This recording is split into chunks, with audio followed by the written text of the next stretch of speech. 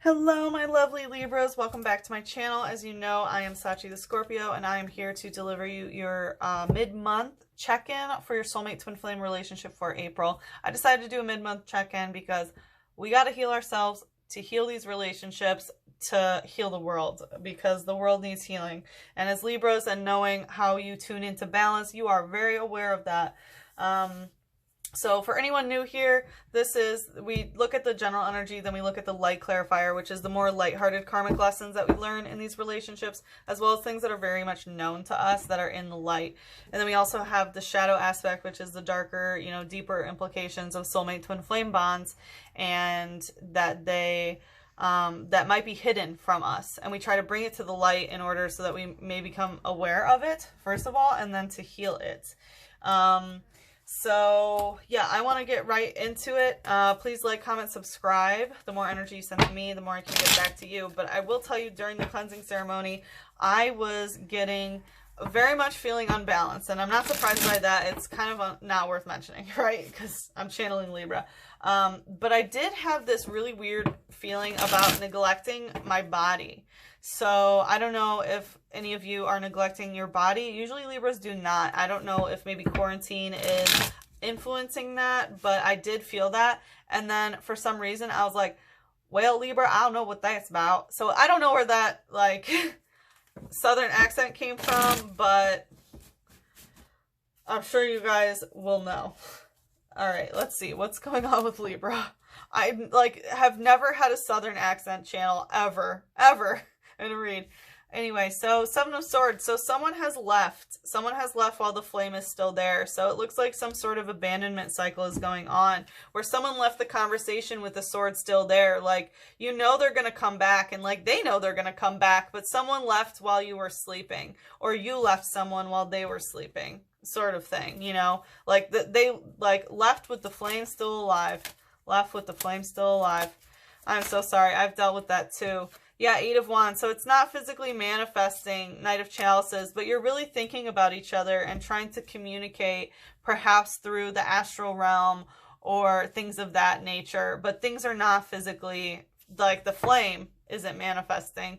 And someone might be a little bit too dreamy. And the Knight of Chalices is there is very much love here. So this could be this is very Piscean, but it could also be a Cancer, Scorpio, or someone who has, major water placements in their chart, of someone who, they love, but they ride into town and then they leave. This is a Knight. They're trotting along, and they will, get your picture, and they will,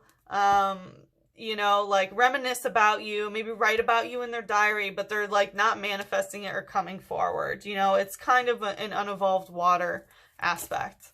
What's the shadow here? Yeah, my bond. So the shadow is trying to find the balance of the light and the dark. So I think someone is doing the shadow work of really trying to, really trying to keep your balance. Of course, Libra, you're trying to keep your balance about this.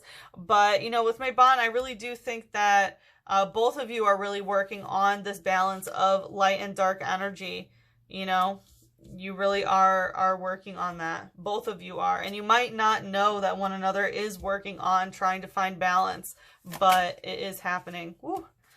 So we also have the King of Swords and the Six of Swords. Interesting. So someone wants to talk, but just doesn't know what to say. And whenever this card comes out, I always say that this is about what the sun is teaching us at the moment. Okay, and the King of Swords is very impeccable with his words. He speaks clearly. He makes commitments that he keeps. And, this is divine masculine of this is, the authority of my word, and this is my bond. That kind of old schooly, daddy's gonna say it and daddy's gonna do it. But with the Six of Swords, it's they're in the emotion, they're in some emotion, and they're not really sure what to say about it. And it's they want to wait until they know what to say it, even though they left. Or maybe it's you want to wait to know how you feel or to know exactly what to say before you say it. But like I said, I always associate this with what the sun is teaching us. And right now the sun is in Aries. So, you know, the sun is opposing Libra, the Libra moon, you know, right now as I'm recording this. And we just had the full moon in Libra yesterday, or this morning. And so, you know, there very much is this lesson of Aries teaching us about that dynamic fire, about how to take action of a new cycle, you know. So I do think that energy is in the works, and, you know, there is some aspect of new sort of like self-discovery of a new cycle of trying to figure out what's going on. And maybe they're waiting for Mercury to enter Aries. What is this? Temperance in reverse. So yeah, there's some emotionality that's not balanced. Like I said, that emotion, they're trying to figure out what to say about the emotion. And there's yeah, emotions that aren't balanced, and that's why. And it's between you two. Like, you two aren't sharing your emotions with each other, which is why it's not balanced. And like, this person needs to come forward first, you know. And, you know, temperance literally means abstinence from alcohol, you know. So in reverse, I do want to say it's possible that there are some like alcohol issues involved here, or, you know, perhaps any sort of substance. And I think that you're very aware of that because it is in the light. So we have 9, which is Pluto, and this wants to come out too. Yeah, 1 of fire. Okay, so we have the 9 of fire, which is Pluto transformation. So something really is being transformed in the shadow, you know. And this 1 of fire, the flame, you know, that's by itself in reverse, is being transformed. There is transformation, and like, you both are definitely trying to find that balance in order to, you know, Pluto is ruled by Scorpio, and Scorpio is all about, you know, the shamanic death of like dying to be reborn again. And I think that that is what's happening. Someone is being like, is going to be reborn. Something is going to be reborn. And I feel like it's when this person, you know, talks. Whoa. Okay. So this one, and this is kind of, it was a little bit more in reverse. So with the 6 of Cups stuck like this, there's some stuck energy of familial sort of stuff, of family, of getting emotional cups filled with a family situation. So there could be a family involvement here that's really trying to block this energy, and maybe each other's families really caused problems. Or if you are family, if you've been married or have children or things like that with each other, then that's kind of an issue here too, because we have the 7 of Wands, which like came blocked and it's kind of in reverse. So like, as a stuck energy, this is like, like, I am going to take on the day and take on the tasks and, you know, do this. But when it's in reverse, it's like they don't even want to dream about this. Like, they're not like this. It's like, I've done my hard day work, and, you know, now where am I going to take my wand? Like, I'm passionate, and like, I can take on the world sort of thing. But when it's in reverse, like, the passion about that, it's like they don't want to fight about this family stuff. Like, they're not ready to have their foot under all the other flames and then, you know, hold one and be like, yeah, this is it. What's the light aspect? Ooh. So the Hanged Man and the 10 of Pentacles. So there's some sort of family situation thing that ended. So I don't know if maybe you got divorced, or they got divorced, or something physically ended with the family, with a family. So maybe the family isn't necessarily blocking. I mean, yeah, it is. Yeah, they're blocking it. Yeah, for sure. They're blocking it. That's exactly what's going on. So with the Hanged Man, you know, like, no paths lead from the Hanged Man. This is a dead end in something. So something has come to a halt. It's obviously not the relationship because of that, but something really has come to a halt, and it's the family that did it. The 10 of Pentacles is all about that family gatherings. So again, we have family blocking. So I'm not sure why this family, whose family is blocking what, but let's see what's in the shadow. What's in the shadow here for our lovely Libras? Ooh, the Six of Fire, Saturn. So daddy, the father does not approve. The father does not approve is what I'm hearing. This is also very much, you know, Saturn rules death and endings, you know, so it's like in the shadow, the family thinks it's over, but haha, surprise, surprise, it's actually, you know, this person does want to come forward and it's in the transformation stage. They need to find the light. They need to find the fire, but it is in the transformation stage. It's Pluto. It's not Saturn. It's not the planet of death. It's the planet of death and rebirth, the shamanic death, not the earthly death like Saturn.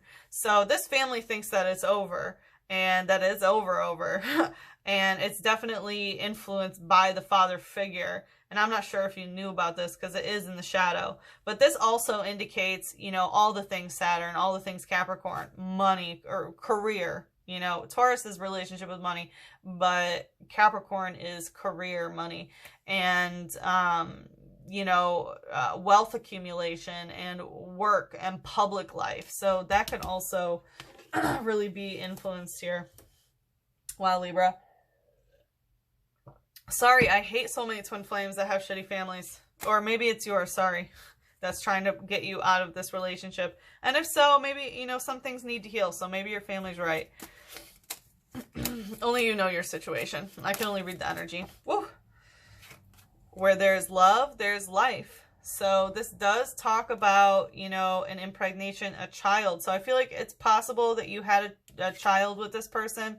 And it's like, you know, where there's love, there's life. If you have not had a child, I think that, you know, between you, a child can manifest. All right, what is, what does Virgo need to focus on? Okay, healing. Whoa, did I say Virgo? I'm so sorry, Libra. Creativity, holy shit. Everybody is getting creativity. Everybody's getting creativity. I'm going to pull more for you. I'm sorry that I said Virgo. That was weird. But everybody is getting creativity. And right now, it's really getting in touch with that, you know, creative force within yourself of creating things. And how do you do that? Pull from your root chakra of, you know, that baseline energy of, like, you make yourself feel safe, make yourself... you know, make sure that you've had food and water, and be creative. Be creative. And you could just do anything. And I've been pulling inner child every time this comes out, and it's been coming out for everybody. So I'm just going to say, like, what does Libra need to focus on to help their creativity? What does Libra need to hear from the inner child? The storm. So I think that, like, your inner child is saying you can let that storm out in your creativity. Whatever this, like, you know, you don't have to be balanced all the time. Part of the way to keep the balance is to let the storm out. Let the storm out so that you can be balanced inside. If you keep that inside of you, it's not going to go well. You know, that's what's going to fuck up your scales. So, you know, work on your creativity and let the storm out in your creativity, whether it's, you know, make a song and scream in the song, or if it's, you know, painting, like, you know, like getting your anger out, or, you know, even a dance that you create where it's like punching pillows or whatever it may be, like, let that storm out, let it out. What else does Libra need to focus on healing? What else does Libra need to focus on? Ooh. Yeah, the relationship. So like, healing this within yourself is going to heal the relationship. You know, like, it's not done. It's not done. There are some soul lessons that you need to work on, but, you know, this is how we heal the relationships. By healing ourselves, we heal the bond. And divine guidance. Yeah, you are being divinely guided to this relationship to heal this relationship. So you don't need to doubt that, Libra. And also, like, your, you know, I'm going to pull which angel is around you. You have, you know, your spirit guides, your angels that are watching over you and making sure that, you know, you are going to heal and go through this journey in order to help this relationship to then help the world. So what angel is calling to Libra with this divine guidance?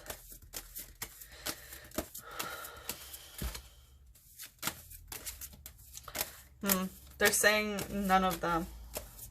Really? None of them?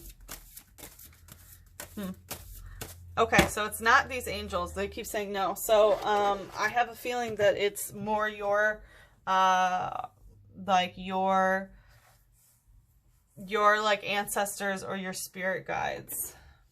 What can help with the divine guidance? What can help with the divine guidance?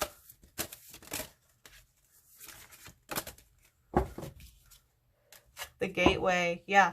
So notice this is very much the same color, this blue, this, you know, purplies color. So the gateway. So it is, you know, between the day and dream. Like it could be the dream realm and, you know, this is a guardian angel with 2 dolphins. So there's very much an angel around you all the time and is in the gateway. So however you are able to communicate with the other realm, just know that it's there, and that you are being divinely guided in your dreams and things of that nature.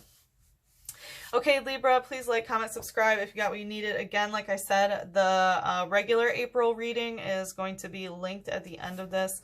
And I hope to see you again for May's reading. Okay, I love you very much. Bye-bye.